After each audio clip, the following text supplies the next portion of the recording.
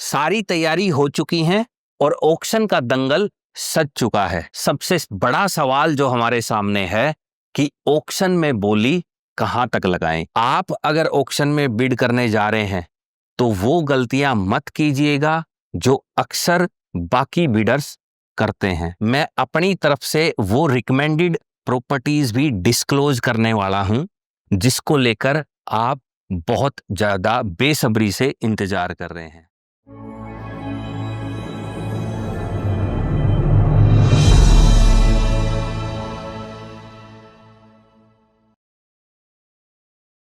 सारी तैयारी हो चुकी है और ऑक्शन का दंगल सज चुका है। दंगल से पहले ऑक्शन को लेकर ये हमारा लास्ट वीडियो है और इस आखिरी वीडियो में सबसे बड़ा सवाल जो हमारे सामने है कि ऑक्शन में बोली कहां तक लगाएं। ये वही सवाल है जिसको लेकर पिछले 10 से 15 दिन में आप सबसे ज्यादा मुझे फोन कॉल्स कर रहे हैं या मैसेजेस कर रहे हैं।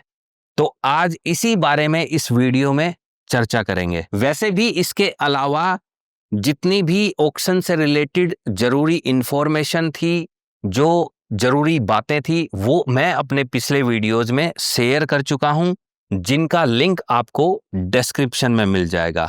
साथ ही साथ आज इस वीडियो में मैं ये भी बताने वाला हूं कि आप अगर ऑक्शन में बिड करने जा रहे हैं तो वो गलतियां मत कीजिएगा जो अक्सर बाकी बिडर्स करते हैं और गलतियां करने के बाद 2, 4, 5 साल उनको पछताना पड़ता है, या अगर हमारी भाषा में कहें तो उनको वो प्लॉट या वो प्रॉपर्टी सीखनी पड़ती है। फाइनली आज इस वीडियो में मैं अपनी तरफ से वो रिकमेंडेड प्रॉपर्टीज भी डिस्क्लोज करने वाला हूं जिसको लेकर आप बहुत ज्यादा बेसब्री से इंतजार कर रहे हैं।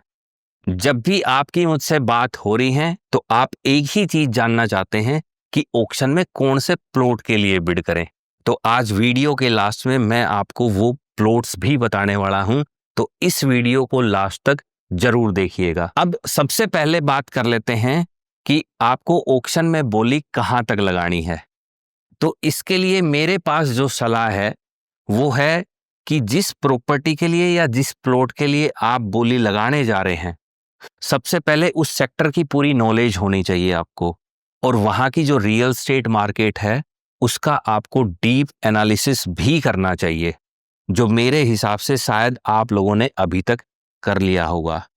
क्योंकि अगर डीप मार्केट रिसर्च नहीं करेंगे तो ना आपको करंट मार्केट के भावों का पता चलेगा, ना आपको ये पता चलेगा कि उस सेक्टर में ग्रोथ का क्या पोटेंशियल है और क्या आरओआई वहां पर आपको किसी भी प्रॉपर्टी से मिल सकती है। क्योंकि आप तभी एक सक्सेसफुल बिडर बन पाएंगे जब आपको उस मार्केट के भावों का अच्छे से पता होगा, तभी आप अपनी जो बोली है उसको कंट्रोल कर सकते हैं। और अगर बात आती है कि किस रेट तक हमें बोली में जाना चाहिए, मेरी जो सलाह है आपके लिए वो है कि आपकी जो अपर लिमिट है बोली की वो करंट मार्केट प्राइस से 20% नीचे होनी चाहिए। और इसका एक वैलिड रीजन है मेरे पास, क्योंकि ऑक्शन की प्रॉपर्टी में आपको पूरी अमाउंट पे स्टाम्प ड्यूटी पे करनी पड़ेगी, जो लगभग 6 से 7% का एक एक्स्ट्रा बर्डन आपकी जेब पर पड़ता है। वहीं रीसेल मार्केट में आपको सर्कल रेट पर भी चीजें मिल जाती हैं। तो इसलिए आपको कम से कम 20% का मार्जिन रखना है अपनी अपर लिमिट में और करंट मार्केट प्राइस में। आज इसी चीज को लेकर एक क्लाइंट मेरे पास ऑफिस में आए और जब मैं उनसे डिस्कस कर रहा था ऑक्शन के बारे में, उनकी रिक्वायरमेंट्स में समझ रहा था, और जब उनके सवाल जो है मेरे सामने आ रहे थे और मैं जवाब दिए जा रहा था, तो उन्होंने एक बड़ी अच्छी बात बोली कि कुछ लोगों के लिए ये जो ऑक्शन है ये एक ऐसा इवेंट हो गया है जैसा कि हमारे यहाँ शादी होती है या फिर इलेक्शंस होते हैं। दोनों ही मौकों पर जो फाइनल डे है उससे पहले वाली जो रात है वो बड़ी कातिलाना होती है और पूरी रात जो है वो बिना सोए निकलती है। तो अगर आप भी इस ऑक्शन में पहली बार बिड करने जा रहे हैं और ऐसी ही किसी परेशानी से जूझ रहे हैं, तो स्क्रीन पर मेरा नंबर है। मेरे पास आपके लिए रीसेल मार्केट में बहुत अच्छी प्रॉपर्टीज हैं, बहुत अच्छी इन्वेंट्री है। क्योंकि अगर आप इस उलझन के साथ इस ऑक्शन में बिड करने जाएंगे तो आप मान के चलिए कि आप कहीं ना कहीं गलती करेंगे, जिसका खामियाजा आने वाले 2-4-5 साल तक आपको भुगतना पड़ सकता है। ऐसी ही कुछ और छोटी छोटी गलतियां हैं जो अक्सर बिडर्स ऑक्शन में करते हैं। जैसे कि कुछ लोग प्रॉपर्टी के साथ इतना इमोशनल हो जाते हैं कि मुझे ये प्रॉपर्टी चाहिए, चाहे मुझे किसी भी लिमिट तक बोली लगानी पड़े। तो वो इतना एग्रेसिव होके उस प्रॉपर्टी के लिए बोली लगाते हैं और लास्ट में एक ऐसे दाम पर बोली छुटवा लेते हैं जो कि करंट मार्केट प्राइस से बहुत अपर साइड होता है। तो आपको ऐसी गलती नहीं करनी है। एग्रेसिव और इमोशनल होकर बिडिंग बिल्कुल भी नहीं करनी है। ये एचएसवीपी का आखिरी ऑक्शन नहीं है।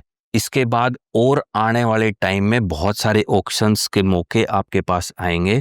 तो अगर आज कुछ नहीं मिला तो कोई बहुत बड़ी समस्या मुझे नहीं लगता कि है। आने वाले ऑक्शंस में मिल जाएगा, या फिर आप मुझसे कांटेक्ट कर सकते हैं जो स्क्रीन पर नंबर दिया हुआ है। मैं आपको ऑक्शन से और अच्छी बेटर अपॉर्चुनिटीज अवेलेबल करा सकता हूं।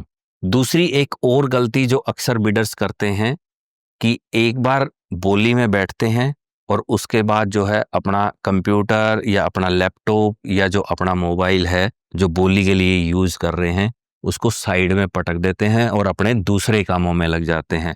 और वो ये ध्यान नहीं रखते कि कौन सा बिडर क्या बोली लगा रहा है, बोली कहाँ तक पहुँच गई है। तो आपको ऐसा बिल्कुल नहीं करना है।